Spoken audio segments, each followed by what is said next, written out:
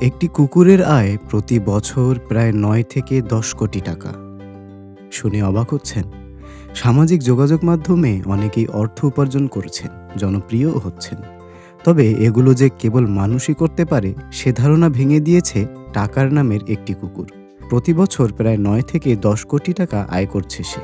টাকার নামের ওই কুকুরটি গোল্ডেন রিট্রিভার প্রজাতির।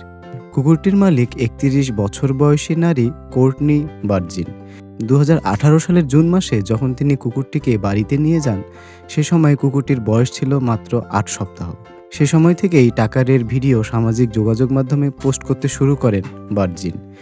সেগুলোর মধ্যে আইস কিউব নিয়ে করা একটি ভিডিও ভাইরাল হয়ে যায়। এরপর থেকেই সময়ের সঙ্গে সঙ্গে সামাজিক যোগাযোগ মাধ্যমে টাকারের জনপ্রিয়তা অনেকখানি বৃদ্ধি পায়। এই মুহূর্তে টিকটকে টাকারের অনুসারীর সংখ্যা ১ কোটিরও বেশি।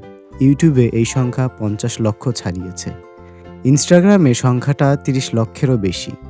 অন্যদিকে টুইটারে তার ফলোয়ারের সংখ্যা ৬২,০০০-এরও বেশি। প্রতিনিয়ত এ সংখ্যা বেড়েই চলেছে।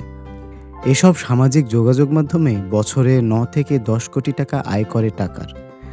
অবস্থা বুঝতে পেরে টাকারের মালিক বার্জিন তার সিভিল ইঞ্জিনিয়ার স্বামী মাইক চাকরি ছেড়ে দিয়েছেন।